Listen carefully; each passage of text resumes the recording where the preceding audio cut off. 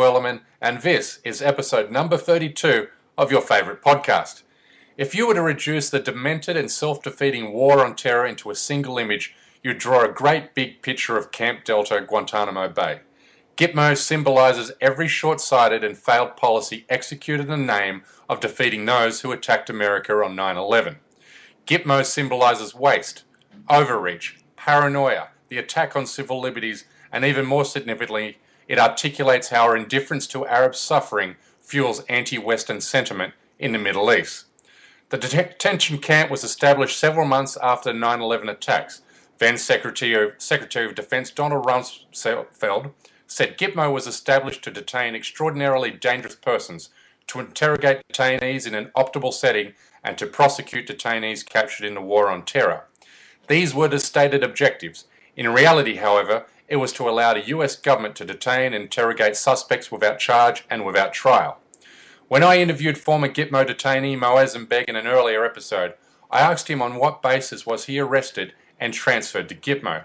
He replied, "CJ, you don't get it. There were no charges against me. The US government doesn't need to charge you with anything under their War Powers Act." Moazzam recounted his nightmarish journey and told me how he was tortured and witnessed the murder of a fellow detainee. Today we'll be talking and hearing from one of Moazzam's guards, a guard who has come forward to say he too had witnessed murder at Camp Delta. Joseph Hickman is a former US Army Staff Sergeant. He was stationed in Guantanamo Bay from March 2006 to March 2007. He's a senior fellow at Seton Hall Law School Center for Policy and Research. His book, Murder at Camp Delta, has just been published. Joseph, welcome to Foreign Object. Hi, happy to be here. Mate, great stuff. Now, before we get to 2006, I wanted to go back, I guess, to 9/11. Where were you on 9/11 and what were you doing at that time? 9/11, I was a prison guard during 9/11. Yeah. I was transporting inmates in Baltimore City to a courthouse in Anne Arundel County, Maryland. And while I was transporting them, we heard something on the news about a tower getting hit. When I took them inside the courthouse, I took them into a commissioner's office, about 11 or 12 detainees. And the commissioner had a little black and white television on in her office. And then we saw the second tower hit. And it was kind of surreal because we were 30 minutes from D.C. We heard jet fighters going off in the sky, and at one time, I mean, it was me and 12 other inmates. We were all just sitting together staring at the television. We were in shock and horror, all of us. Wow. And was it shortly after that you reassigned to the military? Yes. Okay. Yes. Shortly after that, I was in the military before that. I was a U.S. Marine, and I did some time in the Army, but I just thought, I'm older now, but I can still serve my country and do some good, and I wanted to go back in after those attacks. And so that was so 9/11 was effectively what propelled you to want to again fight for America, all that kind of good stuff. Yes. Okay. And so how did it come about then that you were deployed to Guantanamo? Well, I went. Excuse me. I went into went back in the military, like I said, and I was with a unit, and this unit, it's just. It's a random pick for units on where they're going to serve. And it was randomly picked that I would be serving as a guard at Guantanamo. Were you excited by that prospect? At the time, I was. I thought Guantanamo was needed. I thought that warfare had changed since Vietnam or even the Persian Gulf War. And Guantanamo was a needed place. It was a place that we had to have at that time. And so, Guantanamo, is there, for the guards who work there, I mean, what does R&R look like down there? I'm sorry, could you repeat that? So, what's life in Guantanamo like for a guard? It's incredibly boring. Usually, I'd say 95% of the time, it's incredibly boring. You just watching a post or watching the detainees or... it was just not a lot to do there on the island. You had your McDonald's in different places down there, but it gets small real quick. And so what were your specific? You had specific tasks, and I guess what was your specific role that you were assigned to down there? I was in charge of the Quick Reaction Force, which is I guess a SWAT team for Camp Delta. In case there's a uprise from the detainees, we would go in and squash it. I was also I was also worked in the towers in Camp Delta, where we oversaw the detainees in each of the 4 camps that are inside of Camp Delta.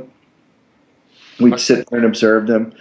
I also had perimeter duties outside of Camp Delta, uh, where I would track any vehicles coming in or out of Camp America. Camp America actually houses all the detainee holding facilities.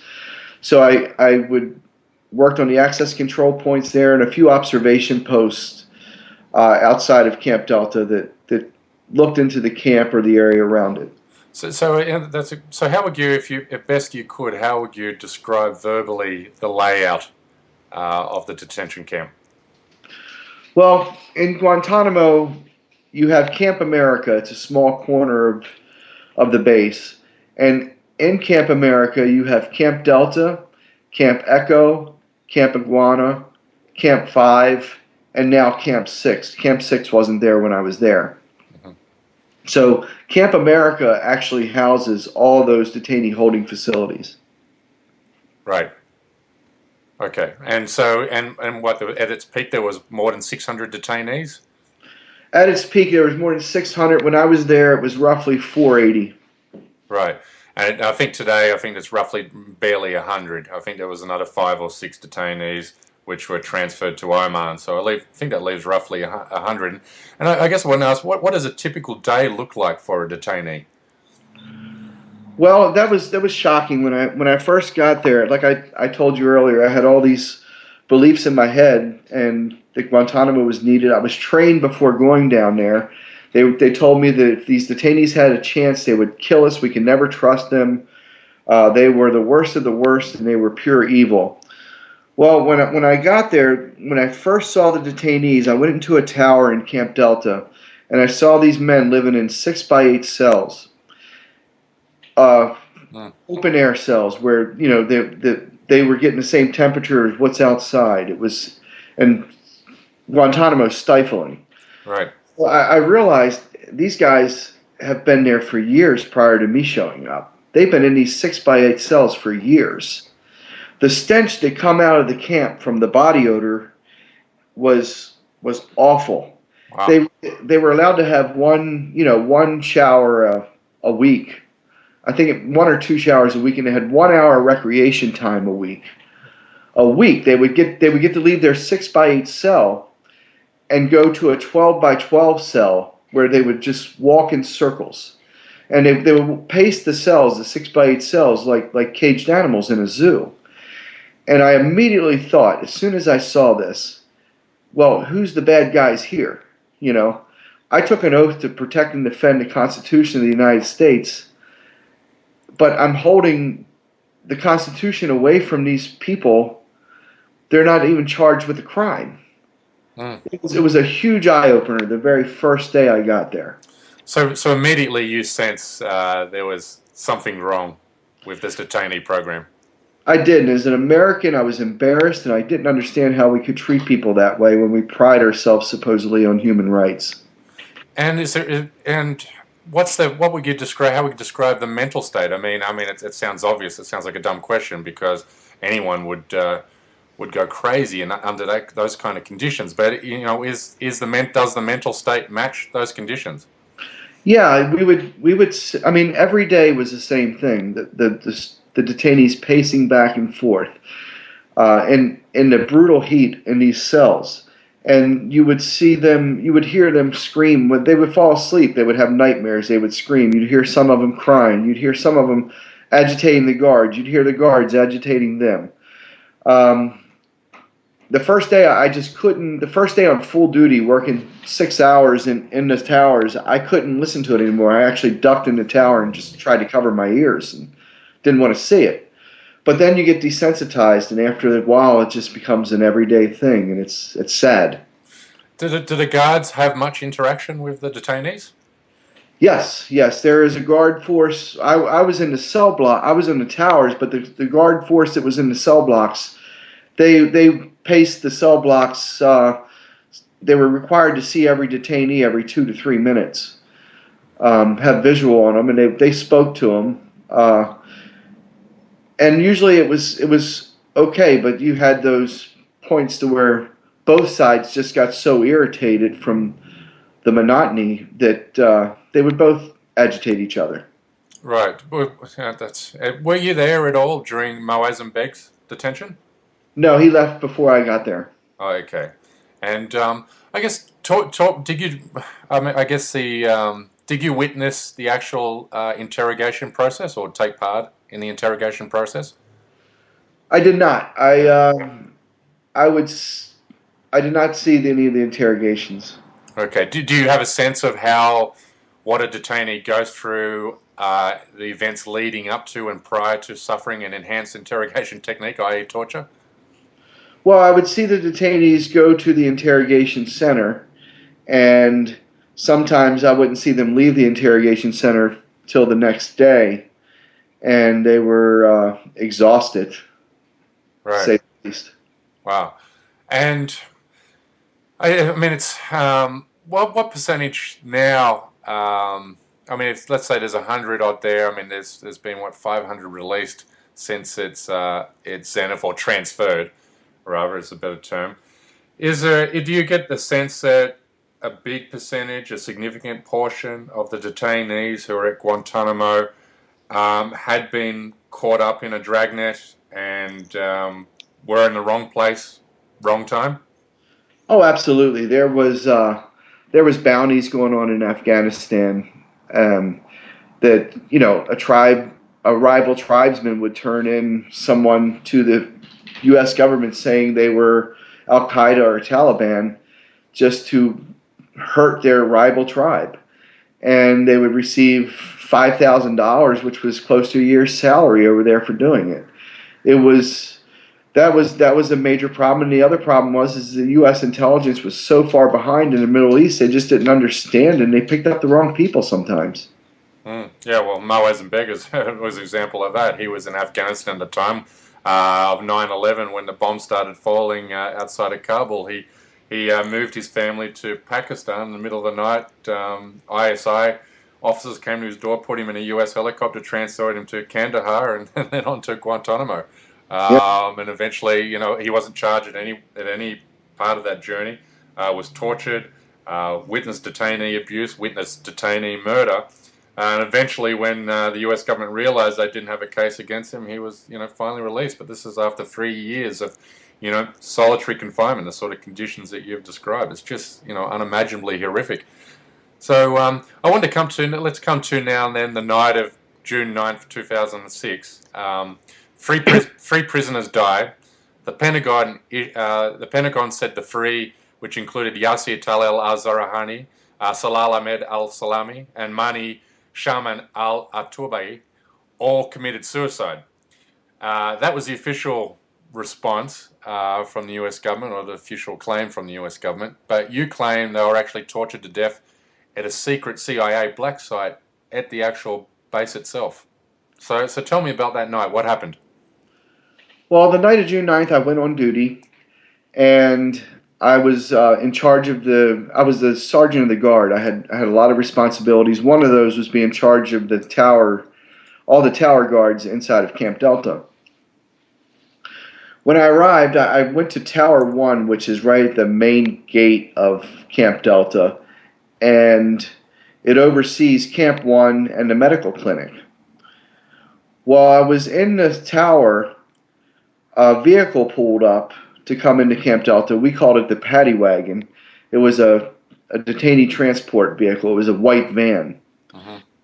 It backed up to Camp 1, went to Alpha. The driver and the passenger went to Alpha Block in Camp 1, got a detainee and put him in the back of the van, and drove out of Camp Delta. Instead of going to another camp inside of Camp America, it left Camp America.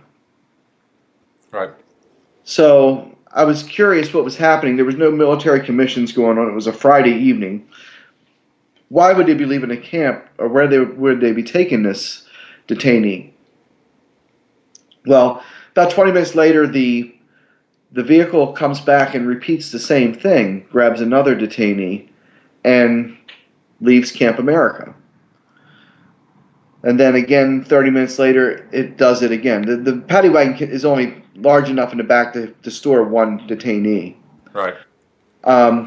So this time, when he comes back a third time and backs up to Camp 1, I decide I want to see where this van is going. So I leave the towers and I go to the access control point at Camp America, where the truck would have to leave Camp America. So when the van comes up to the access control point, I watch it. If it would go straight on that road, it would lead to the main part of the base. But it didn't go straight. It went about 100 meters past the access control point and made a left turn. On that left turn, that van could have only been going two places at that time. It could have been going to the beach, where soldiers and sailors use for recreation time, or it could have went to a secret facility that me and a couple soldiers found on patrol. We named Camp No at the time. That was your name that you gave it? That was our name we gave it, Camp No. No, it's not there. No, it doesn't exist. It wasn't on any of our maps. It just wasn't supposed to be there. And there were signs all over, no photographs, no entrance. It was a very serious place. Right. So that was the only two places that van could have went, and I'm sure they weren't taking the detainee for a swim with all the other soldiers for rec time. I doubt it. So, and then that was right when I came on duty, about 6:30 p.m. Then about 11:30, I was back at the towers in Camp Delta, and I saw the van arrive. This time, the van didn't go to Camp 1. It went right directly to the medical clinic. And it backed up to the medical clinic's entrance, opened its doors. When it's opened its doors, I didn't have a view of what was happening, but they were taking something into the medical clinic. Mm-hmm. And then about, I would say 35 to 40 minutes later, all the lights came on in the camp. It was like stadium lights, and sirens were going off. I got out of the tower and I saw a Navy corpsman that I knew out front of the medical center, and I asked her what happened. And she was very upset, and she told me that 3 detainees killed themselves. They stuffed rags down their throats. All right. And I was trying to piece everything together at the time, and I said, well, where did they do it? She said, in Camp 1. So she was medical personnel?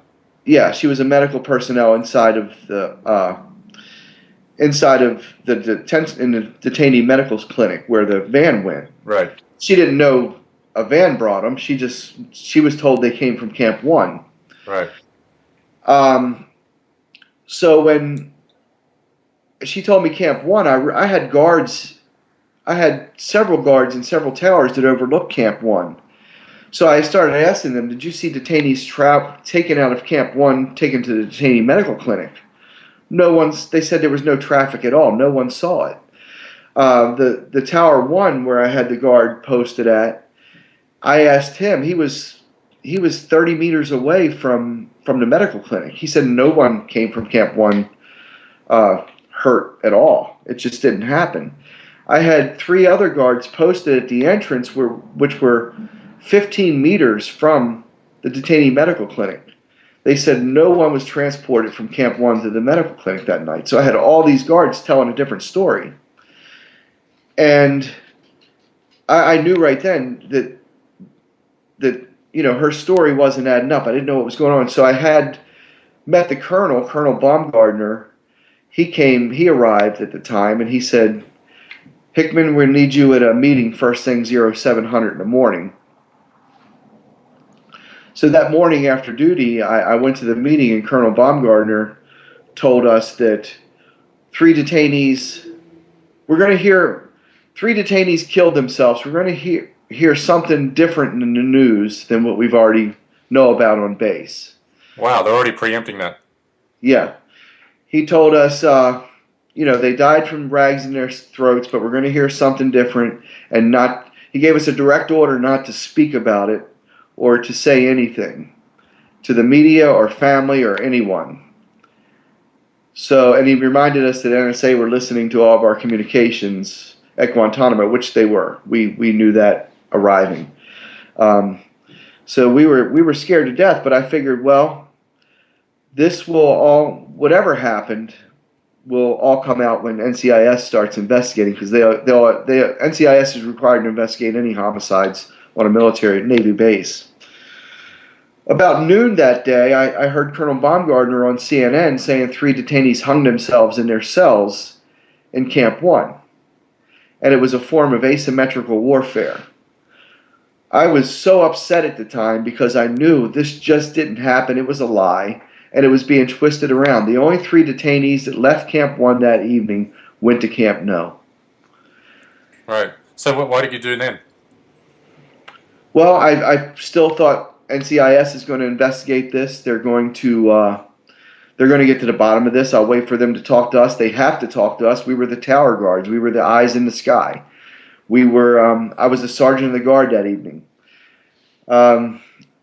So I was dealing with that and 15 hours a day worth of work, and they never came. They never questioned me. NCIS never asked us anything.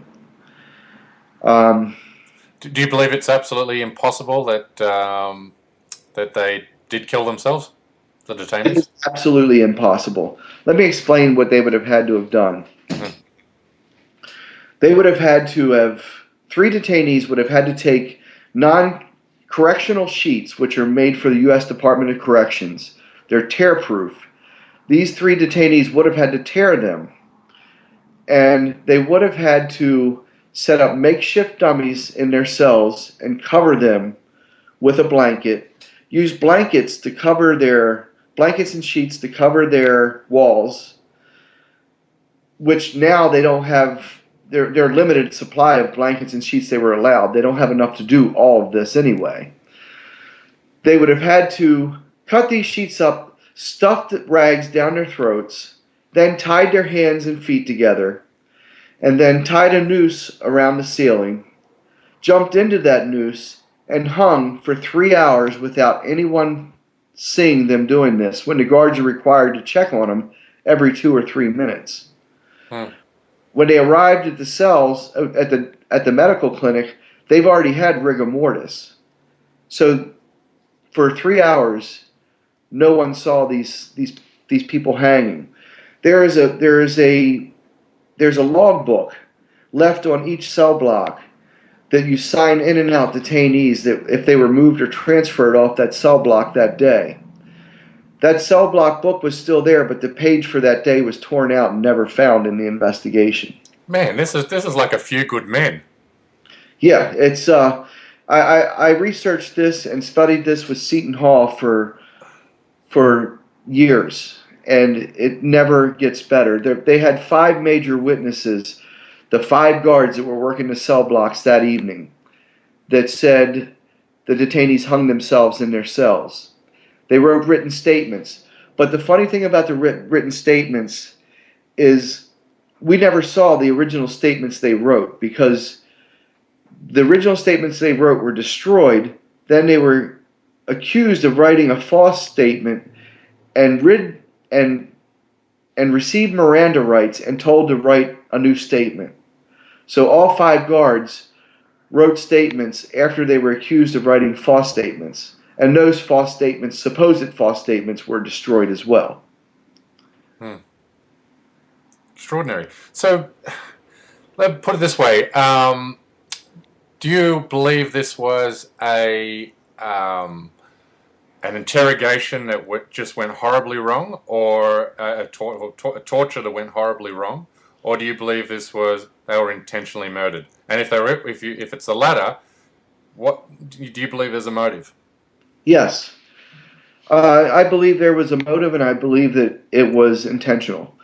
Hunger strikes is the biggest problem that Guantanamo faces. Why is that? As an intelligence gathering operation back when I was there, uh, hunger strikes disrupt interrogations. What I mean is when a detainee hunger strikes and misses 9 meals, the doctors, not the ones that were working with the psychiatrists and interrogators, but the general practitioners at Guantanamo, they put out a ruling that said if a detainee is hunger striking, he cannot be interrogated. Now the military's medical command is very powerful. It leads all the way to D.C. and people don't like going against it. So when a detainee hunger strikes, he cannot be interrogated. At the time, they were doing roughly 250 interrogations a week in Guantanamo. So these 3 men were hunger strike leaders. They would rally and lead massive hunger strikes at Guantanamo, all 3 of them. Um, just 2 weeks prior to the deaths, those 3, with Shocker Amir, led a detainee hunger strike with 86 detainees, which 86 detainees cannot be interrogated. It cripples the intelligence capabilities they saw as intelligence capabilities. So in order to stop the hunger strikers, they had to eliminate the leaders.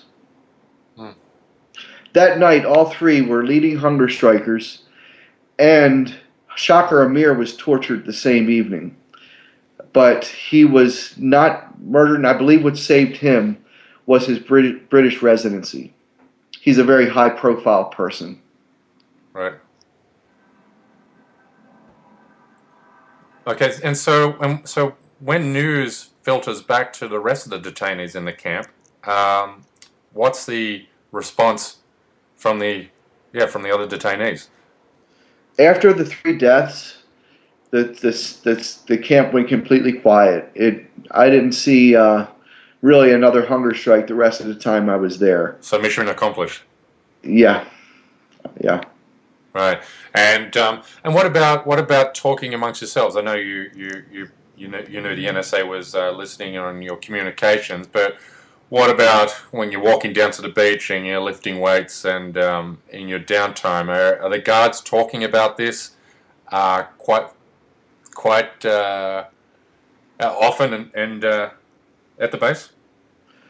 We didn't talk about it much. We really tried to.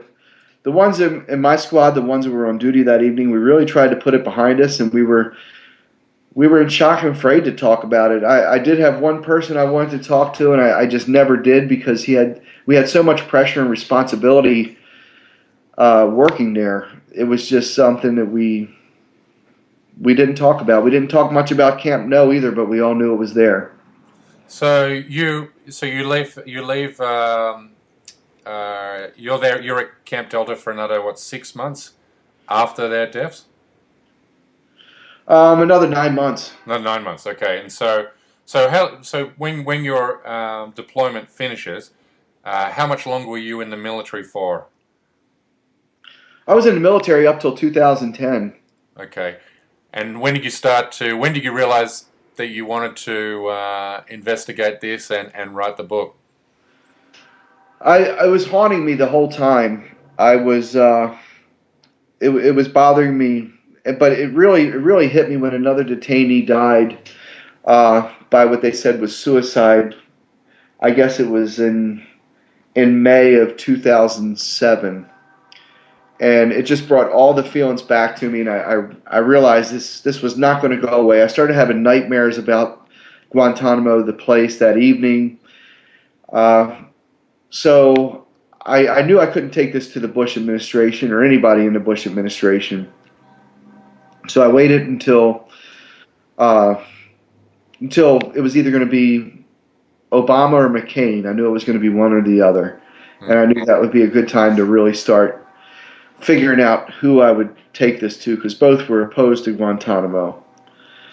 So I started researching. I contacted, after Obama was elected, I contacted Professor Mark Dembo at Seton Hall Law School, who's written extensively on Guantanamo and put out several really good reports. Um, and we started investigating this together.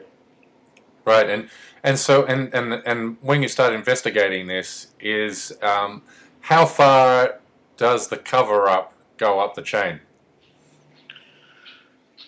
Well, when you look at it and you realize that the Guantanamo was used as a battle lab and experimentation place for interrogations, and these people were human subjects, which even actually more was outlined on that yesterday in the news by Spencer Ackerman. But you realize that this was just America's battle lab. That's all. That's all Guantanamo is, and it was referred to as that by its own generals. And the cover up goes all the way up to Donald Rumsfeld and possibly the president. Do you believe there'll be any inquiry, open Senate inquiry into this specific case? I mean, I know there's been the Senate's investigation into torture, the torture report, which a lot of it still hasn't been disclosed. But do you believe you'll get traction on this specific murder? I'll never stop trying.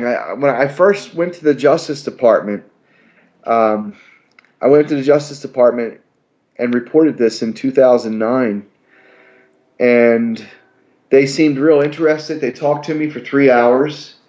They wanted to. They said they were going to investigate this, and to make it clear to my loyal critics out there, I didn't go to the Justice Department alone. They always say I went to the Justice Department alone. Why is this just one guy saying all these things? It was 7 other guards with me that went to the Justice Department. We went to the Justice Department and complained that these people didn't die the way the government said they did. And we asked for an investigation. They said they would give us one.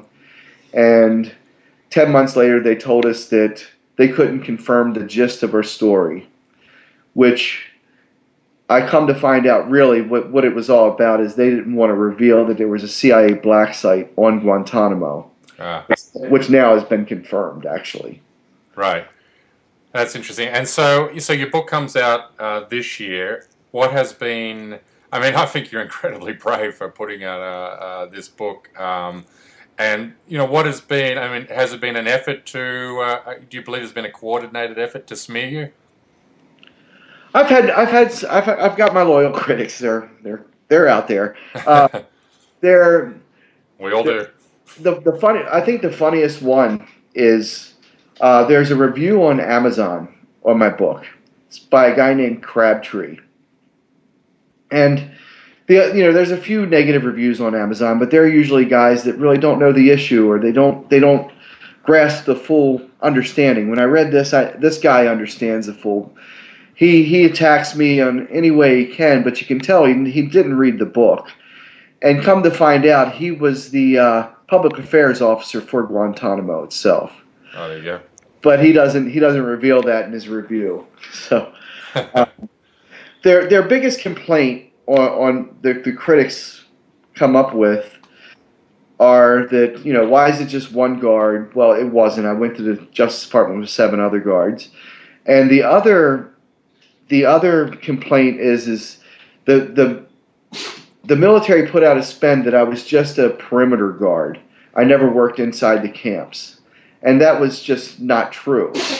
Of course, a lot of the press bought that story, so they believed the government. I worked inside Camp Delta, though. I was involved in the worst riot in Guantanamo. I was the only Guantanamo guard to ever give an order to shoot a detainee. Wow. That is not something that a perimeter guard does. Did you shoot? What's that? Did you fire? Did you discharge your weapon? I gave orders for 2 of my guards to fire weapons on detainees during a riot. Right. So that was the biggest. They tried to put a spin on it to discredit me, and it just doesn't work. And what about what's been the response from guys that you served with down there? It's been amazing. It's been absolutely wonderful. I've had soldiers and sailors contact me from the time I was there to different time periods they were there, thanking me for writing the book. I haven't gotten one negative from an enlisted soldier. They thanked me for writing the book. I've had one soldier's mother call me on the phone and thank me. She said her son was just not the same when he got back. He read my book 2 or 3 times, and he just feels better that other people went through some of the horrors that I bring out in the book. And so it's been amazing. Oh, but that's great. And so, how does it make you feel when you still see that Guantanamo is open for business today?